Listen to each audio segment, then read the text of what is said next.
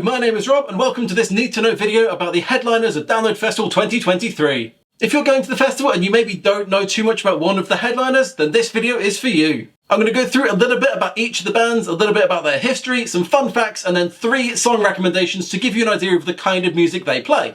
If you have any other fun facts about any of the bands or any other song recommendations, be sure to leave them in the comments. First off, Metallica. They will be headlining the festival twice, on the Thursday and also on the Saturday. This is the first time that Download Festival has ever had a band headline twice, and also the first time they've had a band headline on the Thursday. Metallica are a thrash metal band who were formed in LA in 1981 by James Hetfield and Lars Ulrich. Over the years, their sound has changed slightly from their original thrash metal to have a more mainstream appeal. This definitely worked, as their 1991 self-titled album was a smash hit and it opened with arguably their biggest song of all time, Enter Sandman. Metallica are one of the most successful heavy metal bands of all time, and they are also one of the big 4 of thrash bands, also including Anthrax, Slayer and Megadeth. In their career, they have released 11 studio albums, won 8 Grammys, and in 2009 were inducted into the Rock and Roll Hall of Fame. Fun facts. The name Metallica actually came from Lars Ulrich's friend Ron Quintana. Ron was trying to think of names for a metal fanzine, and the 2 he liked best were Metallica and Metal Mania. Lars took the name Metallica for his band, and Ron used Metal Mania for his fanzine. One of those things is still going. Metallica's shortest song is Motor Breath, which is still an insane 3 minutes and 8 seconds long. In 2013, Metallica performed their gig in Antarctica, making them the first band to ever play on every continent. Song recommendations. So in this section I'm going to give you 3 song recommendations, 1 that is likely their most popular, and 2 other songs to give you an idea of the kind of music that they play. Number 1, Enter Sandman.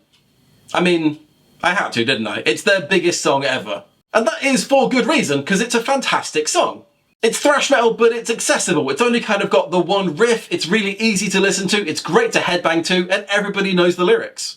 Number 2, The Day That Never Comes. This is maybe one of their slightly lesser known songs, but it's fantastic and it's my personal favourite Metallica song. It's certainly more slow, it's more of a ballad than a thrash metal song, but it's so good. It's got this really slow build up and it's very instrumental, and it's just a 9-minute long progressive song that just keeps getting better. Number 3, So What. This is actually a cover song from a punk band called the Anti-Nowhere League, and I'm putting it on this list because it's a fantastic song and more people should listen to it. So the song is all about the singer taking the piss out of metalheads who always tell outlandish stories to show how metal and cool they are, and he's kind of like, well, here's all the things that I've done, so what? Who cares? Doesn't matter. The Metallica version definitely has more of a punk vibe than their usual thrash, but it's still a very professional song and it sounds incredible. Just beware that the song is very graphic. Aside from all of the swear words, the lyrical content is risque, to say the least.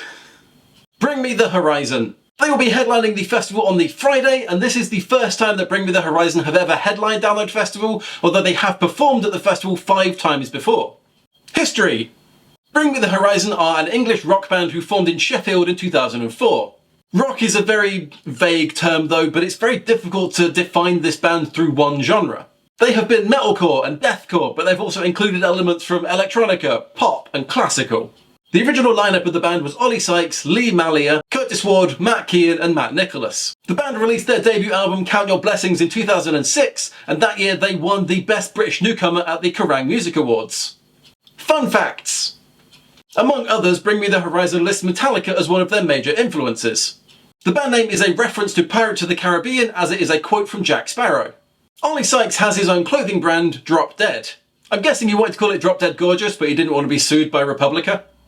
Song recommendations. So again, I will give you 3 song recommendations from the band to give you an idea of the style of music they play. Number 1, Throne. Arguably this is their most famous song, and again it's with good reason. It's a simple song with an up-tempo sing-along chorus and marginally rough vocals that make it very accessible. Number 2, Play for Plagues. No. Number 2, Pray for Plagues. This is one of the band's early releases, and it just shows how different they sound now from how they did back in 2006. It's so much heavier and metalcore. And number 3, Lost.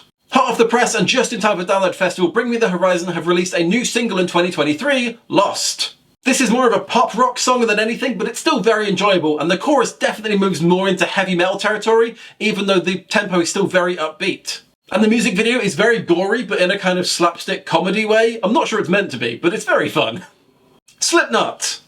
Slipknot will be headlining Download Festival on the Sunday night, making the 5th time they have headlined the festival.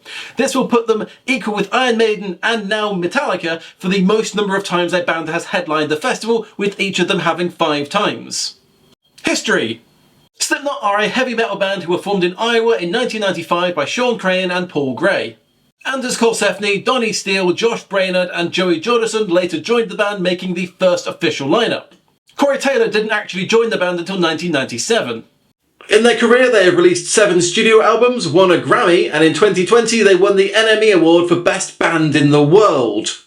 Slipknot are known for wearing jumpsuits and masks, and they are also known for their very energetic performances, which includes 2 percussionists, which basically means musicians who hit beer kegs with baseball bats. Fun facts. Slipknot once unsuccessfully tried to sue Burger King. Burger King started their own band who played heavy metal and wore masks, and they were called Cock Rock. Yes, seriously.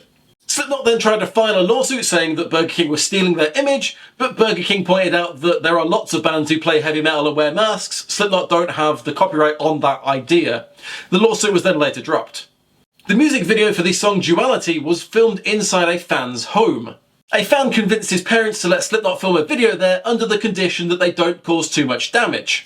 However, despite the direction to act wild but not actually destroy anything, the fans and extras in the music video did exactly that. Song recommendations. So again, I'm going to give you 3 amazing songs from Slipknot that I think you should listen to get an idea of the vibe of their music. Number 1, Before I Forget. One of Slipknot's most famous songs. It's very simple, it's got a simple riff, but you can listen to it over and over again, and it's such a good headbanging song. It's definitely got its lower and its higher parts, but it never feels dull. It's very varied, but it's still got 100% energy, and it's so good. Number 2, The Devil in I. One of the best songs from the album The Grey Chapter, The Devil in I is a slow burning song. It starts off very quiet and subdued and builds up, and the second half is this driving, heavy headbanging song, and it's just amazing. Number 3, Left Behind. I wanted to pick a song from Iowa to give you an idea of what the band sounded like much earlier on in their career, but it's so hard to pick a song from that album because it's all amazing.